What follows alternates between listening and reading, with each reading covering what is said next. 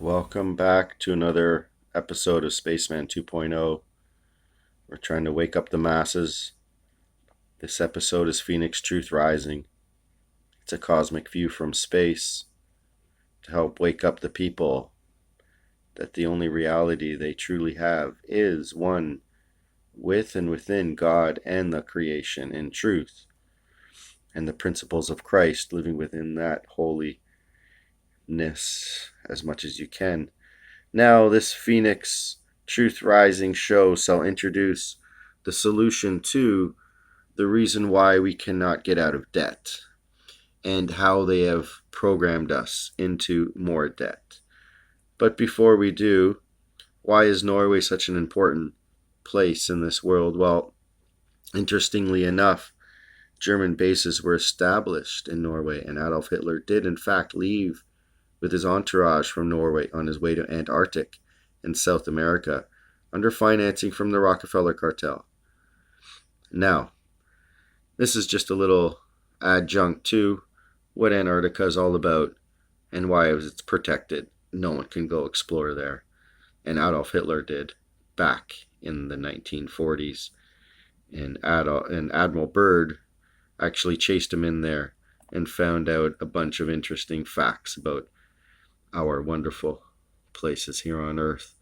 But that's for another episode. Now, in the first Constitutional Convention they had back in 1787, this was a very important day for Congress. But fortunately for America, the 55 men who attended the Constitutional Convention of 1987 were trustworthy statesmen. Okay? Now, the place is filled with the Rothschilds, Rockefellers, Bolsheviks, and Zionists, and, the global elitists that are part of the one world Canaanite bloodline. Now, a constitutional convention is really by them now going to be called a constitutional rip-off convention, because these guys want to rip off the entire planet. And they'll do it in any way, shape, or form.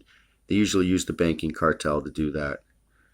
Now, this is against the liberty and peace and truth of our citizens, but the United States of America's last bastion of freedom on the planet, and we must become aware of these think tanks that are taking over the world. The Trilateral Commission and their interfamily relationships of all your top officials, to Bilderbergers, the Council on Foreign Relations.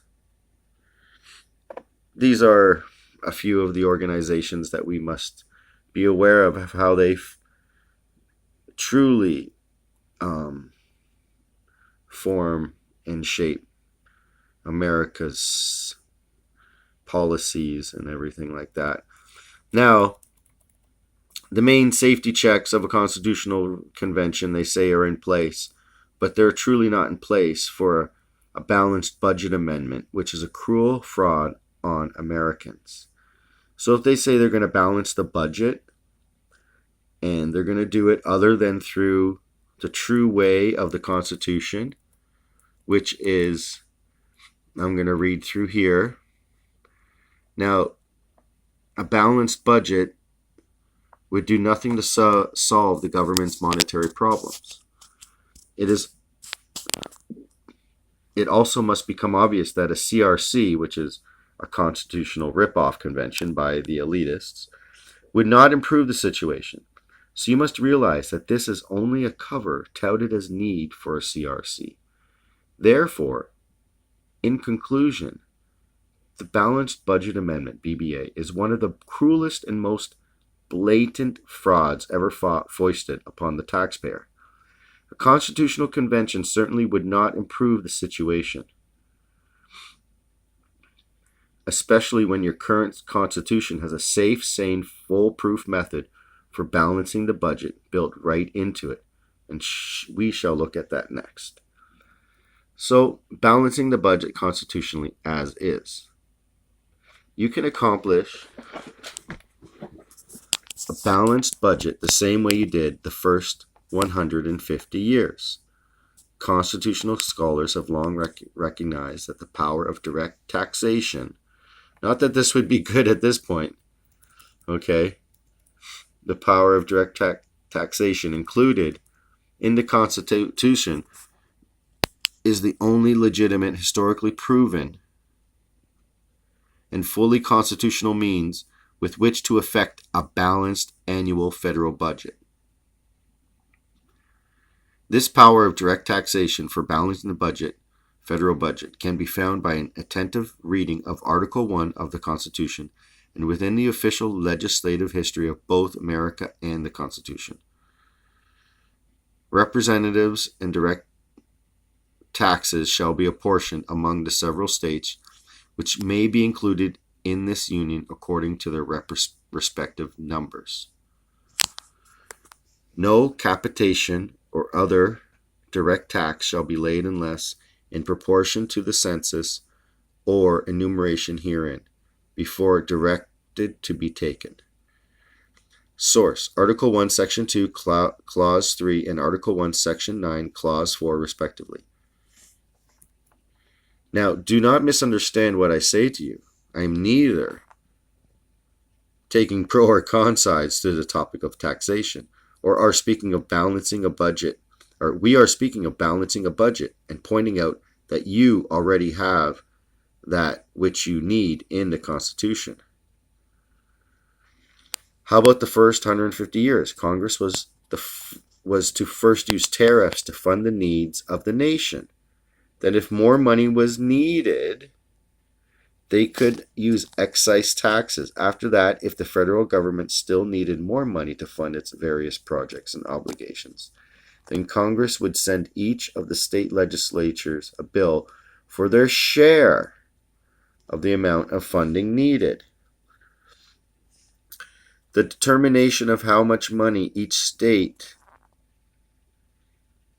share would be was based on the census formula, the same rule which determines the number of members each state receives in the House of Representatives.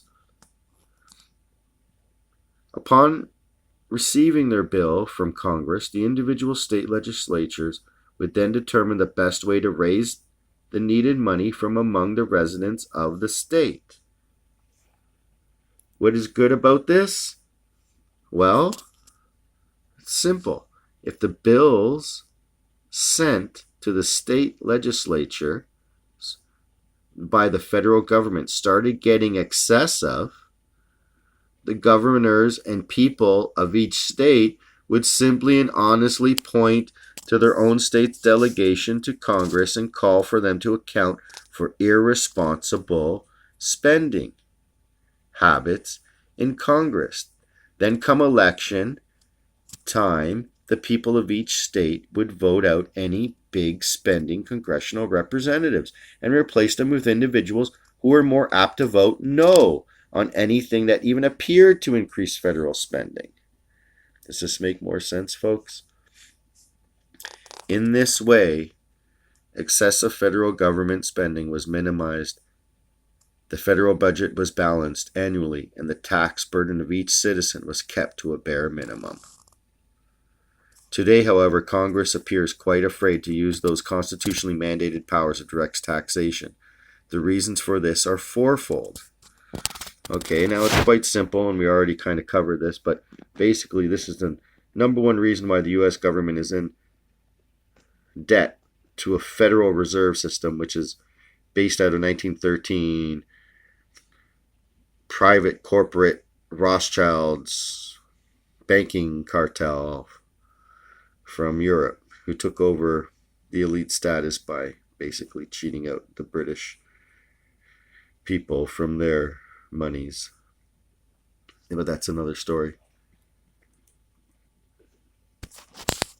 So the reasons of this are fourfold, okay? They are very apt to uncover the fact that the income tax law is unlawful, null and void, 16th Amendment, and then the fat would hit the fire and explode. So that one thing is so impressive and true. Telling you for years that there is no way out of your present deficit crisis without a constitutional amendment mandating a balanced federal budget. In order to get a CRC, conventional ripoff convention, and really blast you taxpayers. Therefore, for Congress to even admit the existence of this proven method for balancing the budget, they would also have to admit they've been looking you right in the eye and lying to you all along. Now, some members of Congress want a CRC to be convened so limitations on congressional powers can be removed and the balance of power can shift in their favor. Having to admit the existence of constitutional power that eliminates deficits almost overnight would take the wind right out of the sails of those who claim to support a CRC.